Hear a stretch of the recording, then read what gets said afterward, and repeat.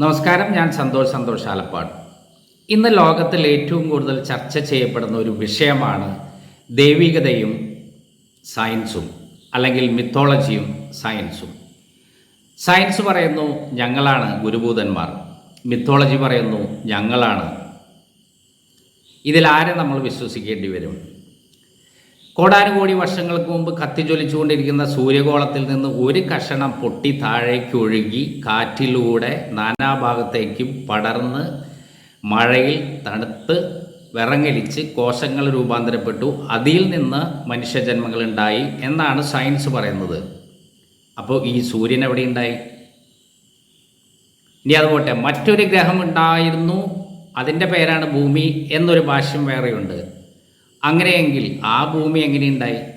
അങ്ങനെ നമ്മുടെ ചിന്തകളും ഒരു യാഥാസ്ഥികതയിലേക്ക് പോകുമ്പോൾ, അല്ലെങ്കിൽ ഒരു റിയാലിറ്റിയിലേക്ക് പോകുമ്പോൾ നമുക്ക് മുന്നിൽ തോന്നുന്നത് എന്താണ്? പൗരാണികത, മിത്തോളജിയാണ് ദ ഗ്രേറ്റ് ഫാദർ, അല്ലേ? ആ മിത്തോളജിയിൽപ്പെട്ട ഒരു കാര്യമാണ് വാസ്തുശില്പം എന്ന് പറയുന്നത്. ഇന്ന് നാനാമതസ്ഥർ, അത് ഇസ്ലാം ആയാലും ഹിന്ദു ആയാലും ക്രിസ്ത്യാനി ആയാലും ബുദ്ധനായാലും ജൈനയായാലും ആരാലും വിശ്വസിക്കപ്പെടാത്ത ഒരു സംഗതിയിലൂടെയാണ് അത് നീങ്ങുന്നത്. വാസ്തുശില്പം ഇസ് എ സ്റ്റുപ്പിഡ് തിങ്. പക്ഷെ സത്യത്തിൽ എന്താണ് ഈ വാസ്തുശില്പം എന്നറിയണത്?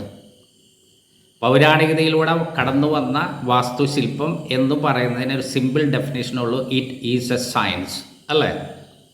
എന്തുകൊണ്ടാണ് പടിഞ്ഞാറോട്ട് അല്ലെങ്കിൽ വടക്കോട്ട് ഫേസ് ചെയ്യുന്ന വീടുകൾ അത്യുത്തമം എന്ന് പറയുന്നത്? അതിനൊറ്റ കാരണമുള്ളൂ: 90% കാറ്റ് വരുന്ന പടിഞ്ഞാറ് നിന്നാണ്. അത് മരങ്ങളിലൂടെ കടന്ന് കാർബൺ ഡൈ ഓക്സൈഡ് ഓക്സിജനായി നമ്മുടെ വീടുകളിലും മുറികളിലൂടെ കടന്ന് കിഴക്ക് ഭാഗത്തോടുകൂടി പുറത്തോട്ട് പോകുന്നു, അല്ലേ? ഈ കിഴക്ക് ഭാഗത്ത് അടുക്കള എന്നൊരു ഭാഷ്യമുണ്ട്, അല്ലെങ്കിൽ ഒരു റിയാലിറ്റി, യാഥാസ്ഥികത ഉണ്ട്. എന്തുകൊണ്ടാണ് കിഴക്ക് ഭാഗത്ത് ഈ ഒരു സിസ്റ്റം? പടിഞ്ഞാറ് നിന്ന കാറ്റുകൾ, ഓക്സിജൻ നമ്മുടെ മുറികളിലൂടെ കയറി ഇറങ്ങി കിഴക്ക് ഭാഗത്തുള്ള നമ്മുടെ അടുക്കളയിലുള്ള ടോക്സിൻസിനെ വലിച്ചു പുറത്തോട്ട് കളയുന്നു. അതോടൊപ്പം എന്തിനാണ് അടുക്കള ഭാഗത്ത് അല്ലെങ്കിൽ അടുക്കളയുടെ പുറത്ത് ഒരു പുളിമരം വേണമെന്ന് പറയുന്നത്? Very simple reasons. ആ കിച്ചണിൽ നിന്ന് വരുന്ന ടോക്സിനെ അല്ലെങ്കിൽ വസ്തുക്കളെ, വിഷാംശങ്ങളെ, വിഷക്കാറ്റിനെ ആ പുളിമരം വലിച്ചെടുക്കുന്നു. നിങ്ങൾക്കൊരു സത്യം അറിയോ? നൂറുകണക്കിന് വർഷങ്ങൾക്ക് മുമ്പ് നമ്മുടെ കാരണന്മാർ, പിതാമഹന്മാർ ഈ കറികളിൽ ഇഞ്ചി, വെളുത്തുള്ളി, അതുപോലെ തന്നെ കുരുമുളക്, ഈ വക സംഗതികൾ ഇട്ടിരുന്നു. അതെന്തിനാണെന്നറിയോ?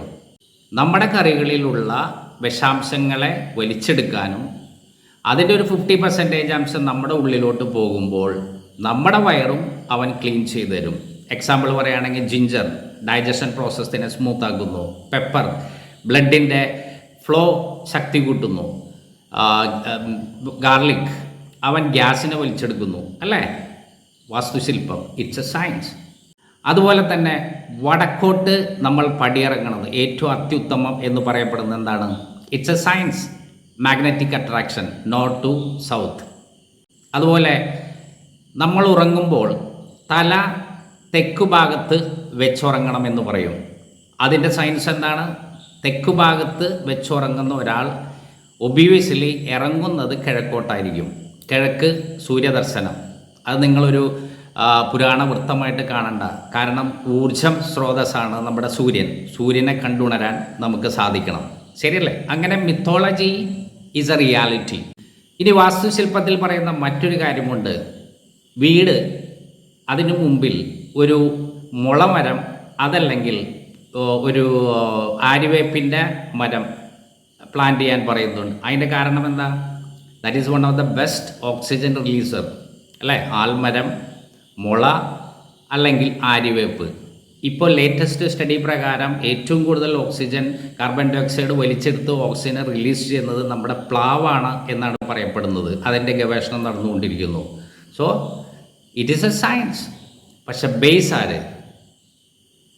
നമ്മുടെ പിതാമഹന്മാരായ, അല്ലെങ്കിൽ നമ്മുടെ ആദി ദൈവങ്ങളെന്ന് നമ്മൾ വിളിക്കുന്ന മിത്തോളജി, പൗരാണികത്വം. ശരിയല്ലേ ഞാൻ പറയുന്നത്?